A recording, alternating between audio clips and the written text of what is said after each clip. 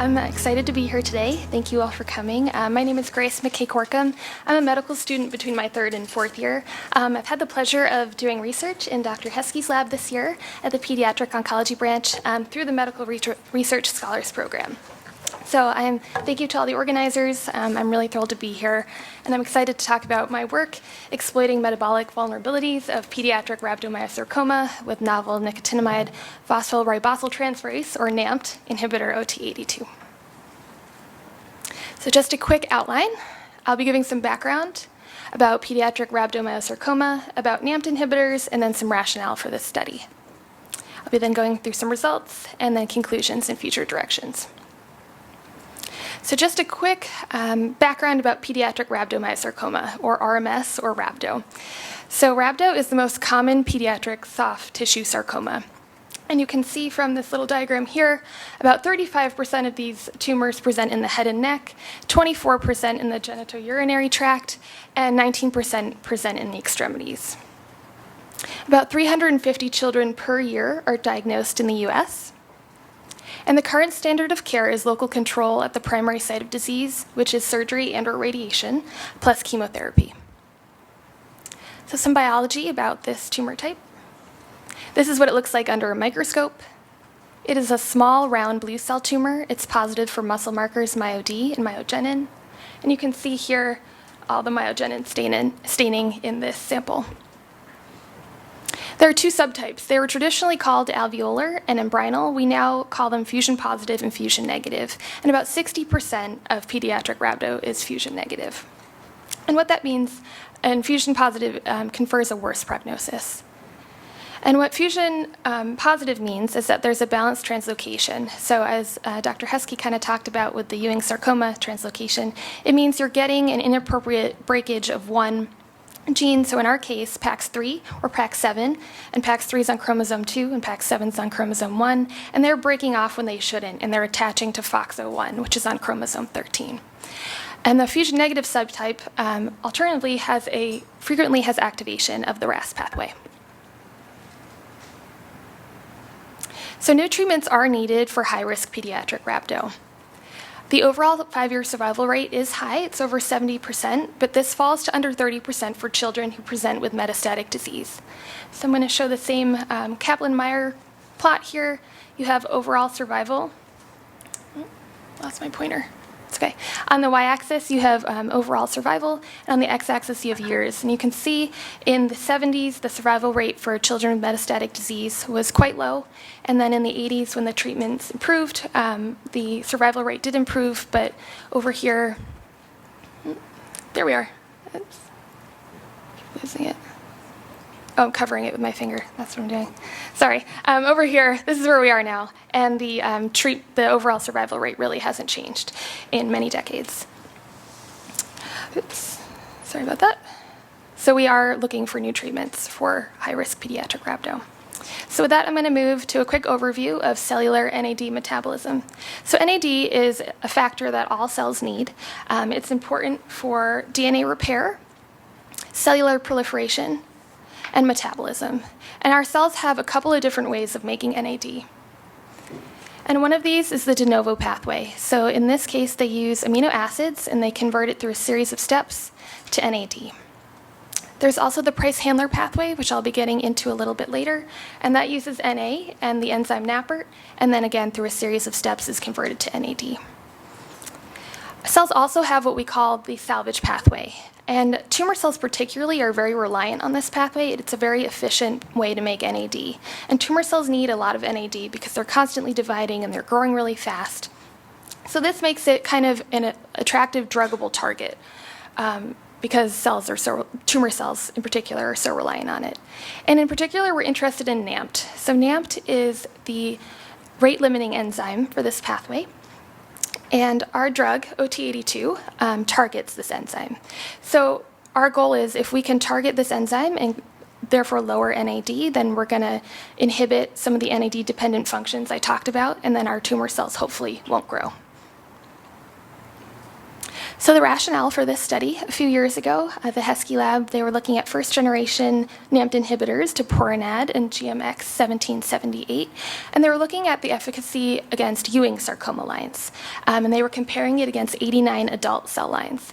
So I know this is kind of a busy graph here. So all the dots represent the different cell lines.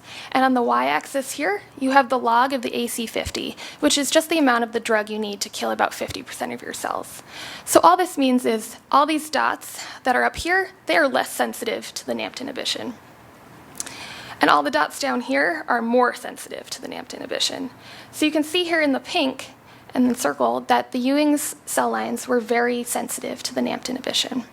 And in fact, they also looked at some rhabdo cell lines that if they were to be put on the graph here, they'd be very low down at the bottom, and they were even more sensitive to the two NAMT inhibitors than the Ewing sarcoma.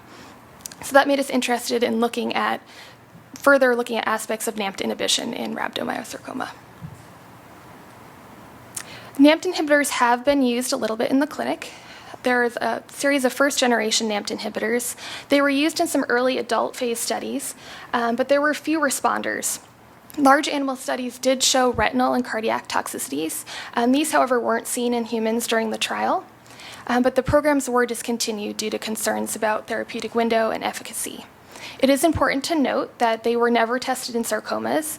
These NAMT inhibitors were never tested in children, and they were never tested in combination. So we now have some second-generation NAMT inhibitors. The two that are currently in development are KPT-9274, and then the one that we've been using in this study, OT82. So our aim of this study was to investigate the activity and efficacy of novel NAMT inhibitor OT82 in rhabdo. And our hypothesis was that targeting NAMT will decrease NAD in these cells, and that will inhibit NAD-dependent functions such as cellular proliferation and DNA repair. So our first goal was to see how OT82 affected the growth of rhabdo cells. Our lab has this cool machine called an IncuSite. It's a combination of a microscope and a camera, so we can look at how cells are growing when we treat them with the drug. So in our case, we plate them in a 96-well plate, and then we can put them in this IncuSite, and the camera and the microscope will look at each well and see how fast the cells are growing, or how confluent, how dense the cells are in each well. So I have two graphs here. They are just representative because we've done this with many cell lines, but I have fusion negative RH36 and fusion positive RH30. So I'm just going to explain these graphs a little bit. On the y-axis, you have percent confluence, and on the x-axis, you have hours. So we can put these cells in and leave them and look at over time what's happening. We did a dose titration with the OT82. We gave the drug at 24 hours, where the red arrows are. And so you see the blue line here, these are the control-treated cells. So they grew well. They entered log phase, and then they were 100% confluent by the time we took them out of the IncuSite. But you can see here that the gray line is the highest dose of OT82, the green is kind of a middle dose, and then the purple was the lowest dose. And you can see down here that the cells are not growing, especially compared to the control. And here as well, they're just kind of flat, they are not growing like they should. So we saw that the IC50 across 8 of our cell lines was below 1 nanomolar. And this is a really small amount, and that's good news for us because that means we may be in patients, you might not have to give them a large dose. And as I mentioned, there is a camera with this IncuSite, so we can look and see what the cells look like. Here we have RH30. You can see this is control cells 72 hours after, and you can see that they're very confluent and they're healthy, they're growing well.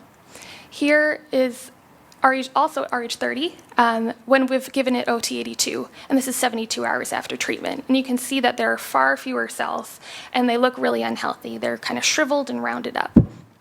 So we can see that the cells are not growing well with the OT82. So we did see overall that rhabdo is profoundly sensitive to OT82 in vitro. Now that we know that OT82 is affecting cell growth, we want to make sure it's doing what we think it's doing. Is it decreasing NAD? So we have just a little schematic here. This is our salvage pathway. With our OT82, we are blocking NAMT, and so we would expect that NAD would decrease. So we did an NAD assay, and again, this is just one of the cell lines we looked at, RH36. On the we have on the y-axis, we have concentration of NAD, and then we have our control-treated cells, and then a couple different doses of the OT82. And we could see 24 hours after treatment that total NAD, which is the blue, and then NADH and NAD+, which are two forms of NAD, they all decrease in a dose-dependent manner 24 hours after treatment. And we can look at this another way. So here's the salvage pathway again. We're blocking NAMPT, and we're decreasing NAD. But what if we add back this product here? This is NMN. So we can look at IncuCyte again and see if we can, what we say, rescue the effects of the OT82 on the cells. So are they going to grow like they did with the drug, or are they going to grow like with the control? So here, just again to orient you, we have confluence on the y-axis, we have hours on the x-axis. We gave the NMN with the OT82 24 hours after we plated the cells here. And so you can see in the green, these were the cells that just received the OT82. And then up here, growing just like the control, are the cells that received the drug plus NMN. So we can say that we rescued the cells with the NMN because they're growing exactly like the control. And we can also see what the cells look like again. So we have here, these are the control cells. They are growing well, they're confluent and healthy looking. Here are the drug-treated cells. Not a lot of cells, they look unhealthy. And then if we add back NMN, they look more like the control. They're confluent and they're healthy looking. And now that we know that NAD is depleted, we want to look at the downstream effects of NAD depletion. And there are several, but we wanted to first look at PARP. So PARP is a family of proteins. They're important for DNA repair, genomic stability, and programmed cell death. And they are a major user of NAD. PARP needs NAD to work, so if your cells have DNA damage and you have enough NAD, PARP is able to come in and repair the DNA, and then your cells will live. But if you don't have enough NAD, such as when we are depleting it with our OT82, PARP won't be able to work, and then that DNA damage will persist in your cells, and your cells will die. So we wanted to look at what OT82 was doing to PARP activity in our cells. Here is an assay of PARP activity. And here we have two cell lines, control and drug-treated. And you can see in the drug-treated cells, 24 hours after treatment, there's significantly lower PARP activity in the drug-treated cells.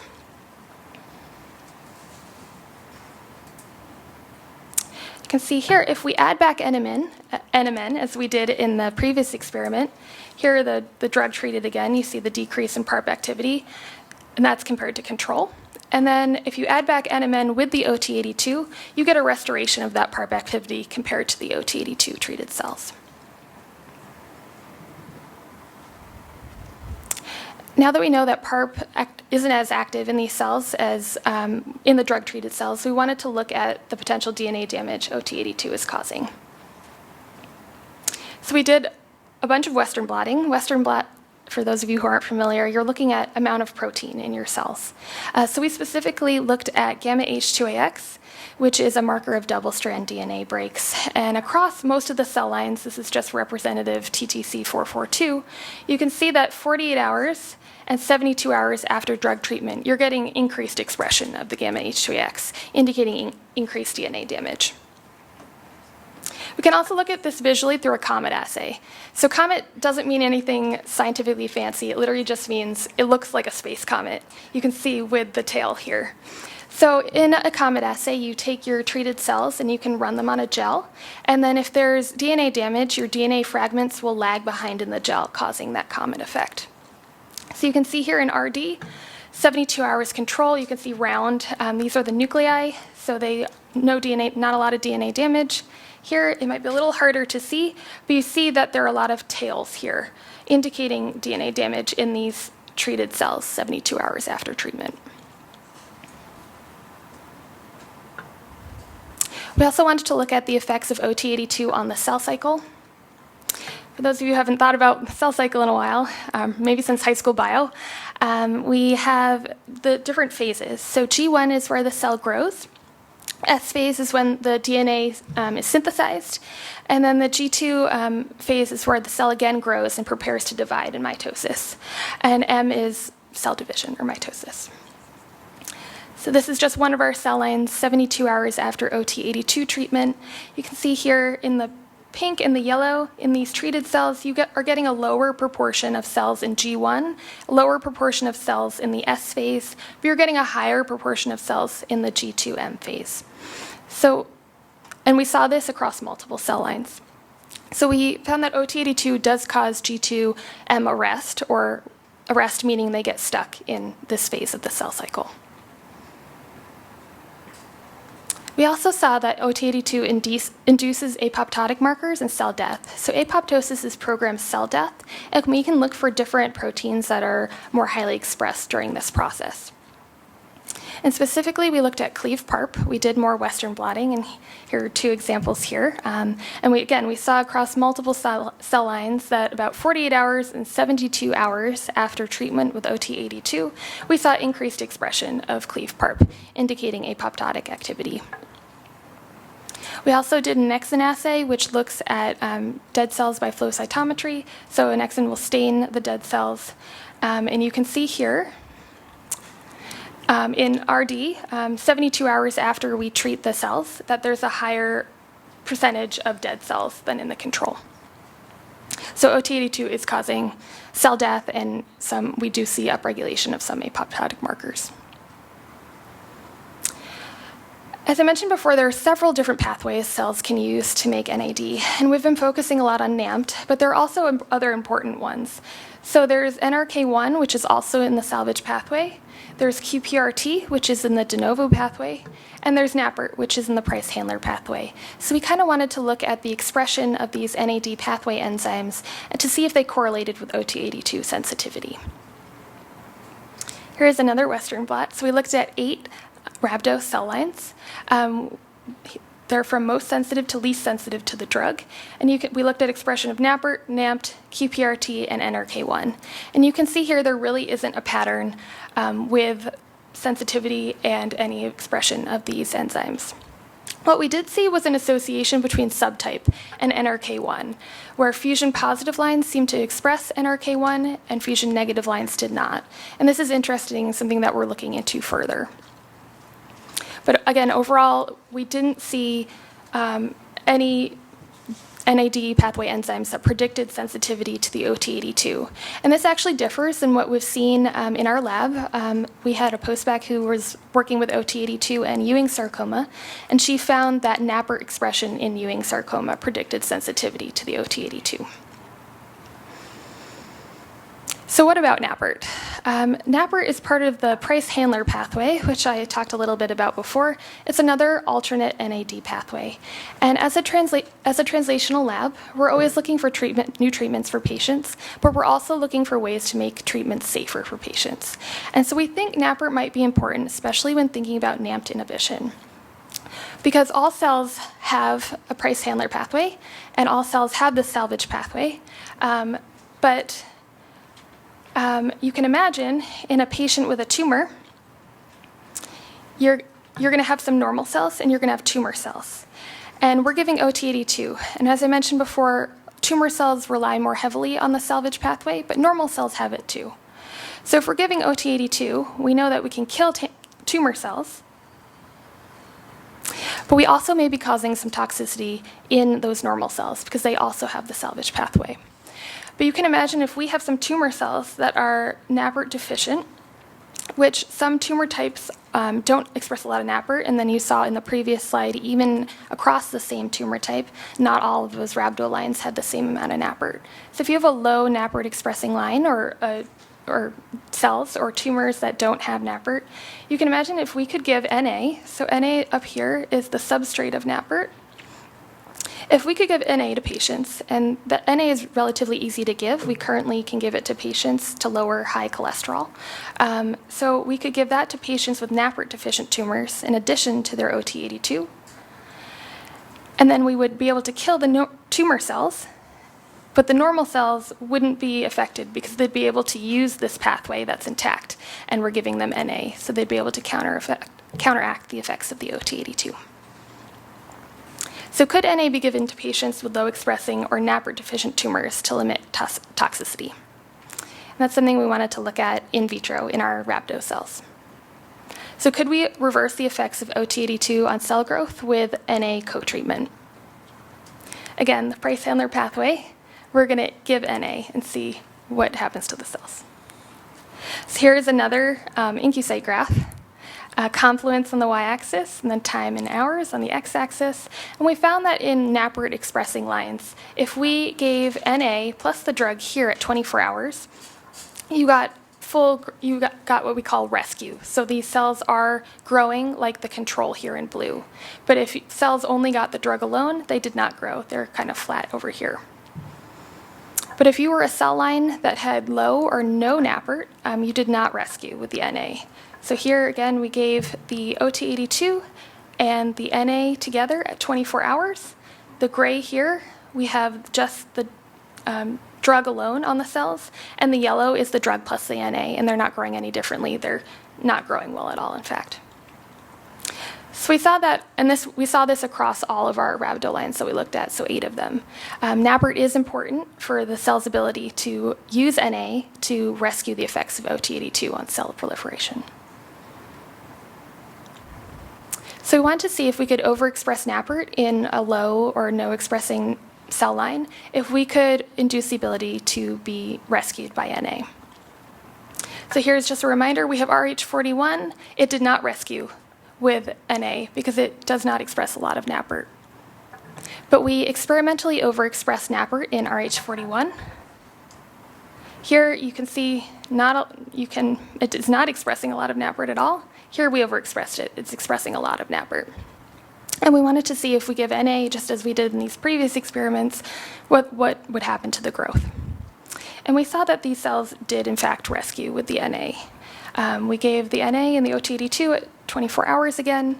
Here you can see the gray line. That is just the OT82 alone, so these cells did not grow. But in the yellow, you do see them grow and become as confluent as the control. So if you overexpress NAPR in these cells, they do seem to be able to use NA for a full rescue. Conclusions and future directions. So we did see that rhabdo is sensitive to NAMPT inhibition with OT82 in vitro. Subtype did not impact sensitivity to the drug. Future work, we would identify mechanisms of OT82 resistance in rhabdo, and we'd like to do some in vivo testing, including metastatic models. We found that OT82 is on target. It causes DNA damage, G2 arrest, and induction of apoptosis. We'd like to continue to investigate the downstream effects of OT82. We looked at the expression of the NAD pathway enzymes, and these varied across our various rhabdo cell lines, but none of these correlated with the sensitivity to OT82. We considered the use of concurrent NA in patients with NAPR-deficient tumors that may rescue normal cells and limit toxicity. So we'd like to look at this in vivo, and that we also think it could be an interesting question in a future clinical trial. So overall, OT82 may be a promising new therapeutic option for fusion-negative and fusion-positive pediatric rhabdo. I'd like to thank the Heskey Lab, first of all, Dr. Christine Heskey. I've just had an amazing year working in the lab, and I really thank her for all her knowledge and encouragement and support. The rest of the wonderful members of the Heskey Lab, Cho, Anna, Victor, Samir, and then our new summer students, Madison and Michael. I'd like to thank the Medical Research Scholars Program for making this year happen. Doctors Juping Ji and Yuping Zhang, they did the PARP activity assay work for us, so I thank them for that. And then patients and their families, thank you. You're why we do what we do. So I'm happy to take any questions, and I also have more data on my poster if you'd like to see more.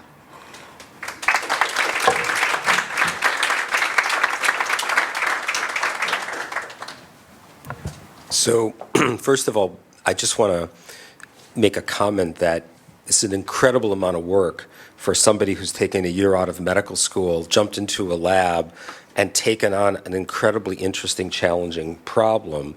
And I think that there have been a lot of people that have looked at and thought about metabolic pathways in cancer. I think you did a really nice job of showing us, even though it's a bit of an alphabet soup, it's hard because if she'd given you the full names of all these enzymes, you'd really be spinning around. But the fact is that all of these things are trying to find a way to take advantage of the abnormal metabolism in cancer cells as a way of treating them. So really, it's a really good introduction to that concept.